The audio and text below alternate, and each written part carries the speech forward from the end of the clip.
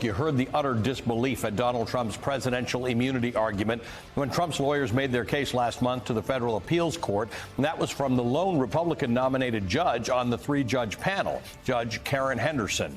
Today, Henderson's line was featured almost word for word in the filing issued by that panel, which delivered a massive blow to the twice-impeached, four-times indicted former president. In a 3-0 ruling, the judges found that Trump is not immune from prosecution for acts committed while in office, a defense he has used, or he's attempted to use, to dismiss the federal election interference case against him brought by the special counsel Jack Smith. The appeals court judges argue that Trump, like every other American, is bound by the law. To say that Trump or any president is above the law strikes at the heart of the American experiment, they say. They write, quote, at bottom, former President Trump's stance would collapse our system of separated powers by placing the president beyond the reach of all three branches. Presidential immunity against federal indictment would mean that as to the president, the Congress could not legislate, the executive could not prosecute, and the judiciary could not review.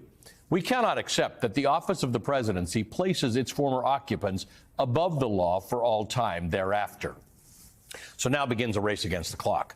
The former president has already indicated that he will appeal this decision, which he has until next Monday to do. The appeal will go to the United States Supreme Court, making this yet another issue of Trump's candidacy that the high court will have to consider. 2 days from now, arguments will begin over whether the former president violated the Constitution with his behavior around January the 6th. A case we will discuss just a little later this hour with Judge Michael Ludig. But what the Supreme Court decides with today's ruling on impunity will have huge implications for accountability. If the High Court acts quickly, there is a chance Smith's election interference case can go to trial before the presidential election in November. And that's where we start this hour with the Congresswoman Madeleine Dean of Pennsylvania. Plus, with me at the table is MSNBC's legal analyst Lisa Rubin, and MSNBC chief legal correspondent and host of The Beat, Ari Melber. A rare occasion to be in the same place with you, Ari. Very happy to be with everyone, nice in person to see and on you remote. now. Thank you. And Congresswoman Dean, when I am in Pennsylvania, she is my member of Congress, so it's good to see you again, Congresswoman. Let me start with you. Let's start with the big picture first, as opposed to the legal picture. The big picture here is that the legal argument, most experts, I'm sure Ari will back this up, was always a little bit weak to start with. It was a political argument. Donald Trump felt that he should somehow frame within a legal context the idea that he doesn't want to be prosecuted for things he did as president. This now moves it into the realm of accountability. There's no trial yet, but Donald Trump can now be tried for things he is accused of doing. Well, it's good to be with all of you, and I'm honored to be your member of Congress. I have to tell you that, remember where this case began. It began August of last year, where the federal grand jury charged Donald Trump in connection with his actions, criminal conspiracies to stay in office, whether it was to try to rid millions of people of their vote, whether it was to obstruct the official proceeding here, as you know, on January the 6th, the counting of the electors and certification of that. And so what this court did, and I think with great clarity, you pointed out some of it, is to say, no, you are not entitled to some sort of special presidential immunity from crimes you commit while you are in office. It would turn our system upside down, or, as you say, collapse it. One of the best lines that I saw as I skimmed the 57-page opinion, the three-judge panel said, today we affirm the lower court's denial of the grant of immunity. For the purpose of this criminal case, former President Trump has become Citizen Trump, with all the defenses of any other criminal defendant. He is neither above the law, nor is he beneath the law. He stands as Citizen Trump. I agree with you. That stood out to me. And of course, you mentioned the decision which you brought with you as a printout. What stands out to you in there?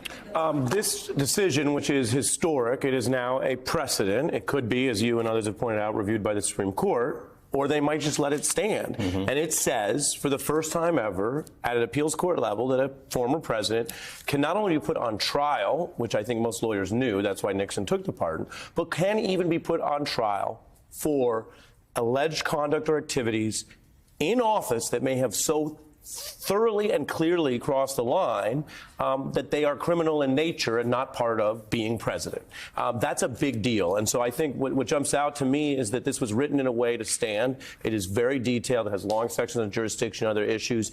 It is trying to say in a way to the Supreme Court, we got this. Obviously, sooner or later, you might review this. If there was a conviction, a post-conviction review would be standard.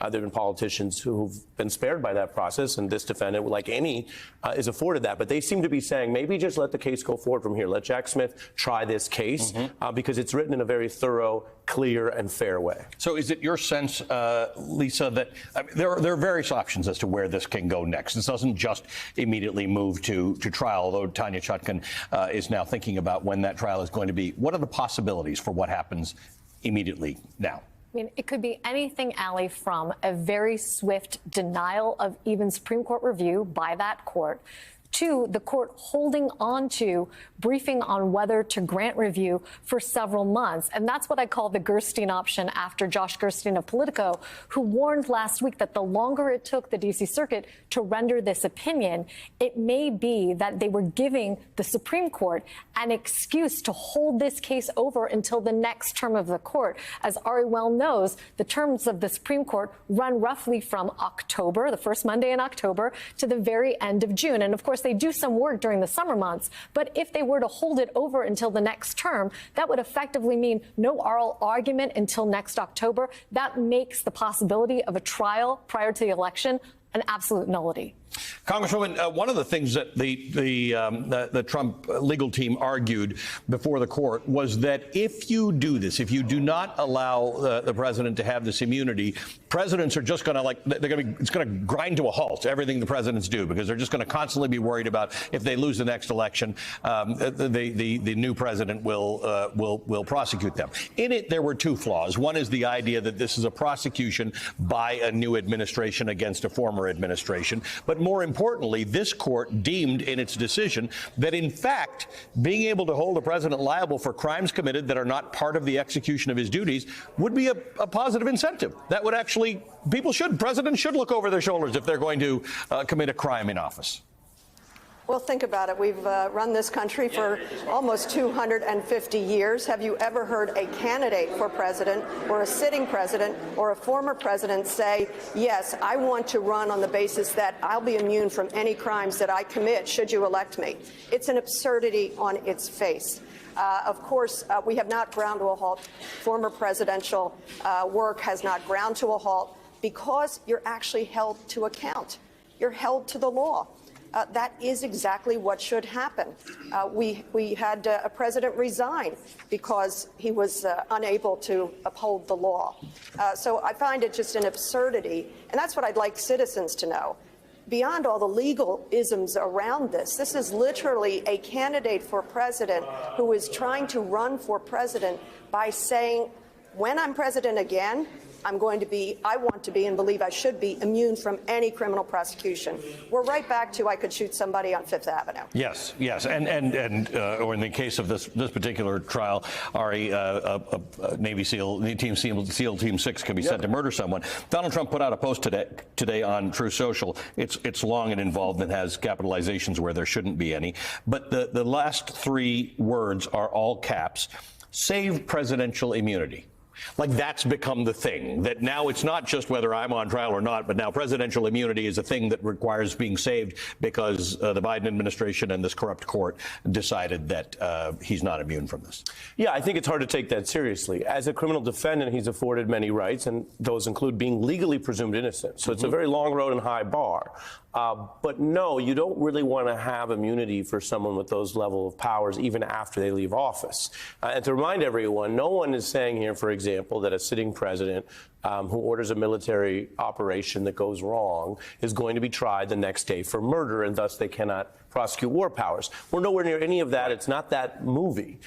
It's the situation that Nixon was in, which is when you abuse your powers not on behalf of a good faith but mistaken act for the country, say national security and war or the border, but rather on your own political benefit because you are trying to distort or end democracy. I mean, you remember, the things that get people in most trouble, Nixon and Trump, are at least the credible evidence, accusation of abusing power to stay in power. Right. And in many Right. parts of the world, that works. That is Yes. effective. It didn't work for Nixon, and as we all remember, with much a heartache and some loss of life, it didn't work for Trump in 2021. But that's what this is about. And so I think that the ruling reminds you how weak those arguments are of total, endless, absolute immunity. Nixon didn't think he had it, which is why he took the pardon. And Trump's lawyers said he didn't have it when they were defending the case. And that was cited in this ruling. You made that point a couple times about Nixon. If there was a certainty of presidential immunity for the things that you described, why would Nixon need a pardon? Absolutely. I mean, I'll give you a very different quick example. There is an international court at The Hague. They have tried people in absentia, et cetera. Most American figures, generals and others, forget the president, don't take the position they need a pardon from The Hague. They take the position that they're not answerable to The Hague. Now, you could debate it or not, but you don't take a pardon you don't need, that's their legal position. And the DOJ, under both parties, by the way, has held that position that, no, you're not answerable to a foreign court. So here is the opposite. Nixon took the pardon. Others have negotiated. I mean, this is all pretty standard. And I think the Supreme Court question, which again, we're in the news, so we jump ahead. When this news broke, I posted in addition to turning on MSNBC, and people immediately said, okay, so what's SCOTUS going to do? Short answer is we don't know. Right. But the lens for that is it only takes 4 votes to hear this thing and slow it down. And so the question is, are there 4 people on the Supreme Court who think the best thing to do with this clear resolution now offered is to walk it back and slow it down before there's even a trial? Exactly right. And that relinquish what remains of the Allspark. So who's the insect? You? What? Who's the insect? Protect you. They will defeat it on our world, and we will defeat them here. This was just a diversion. Security, please bring up. Rabbit, she's already inside. Deeds! Give me an update on that reserve. What's readiness? What was his name? What was it? Evac, sir. Evac.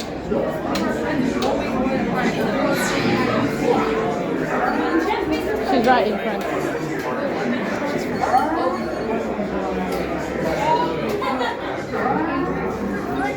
We are facing a heavy, sustained attack. They appear to be after the All-Star.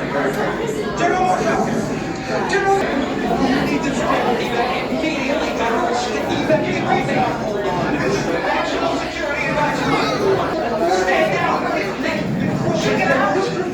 There is a celebration. The amateurs for a suicide mission.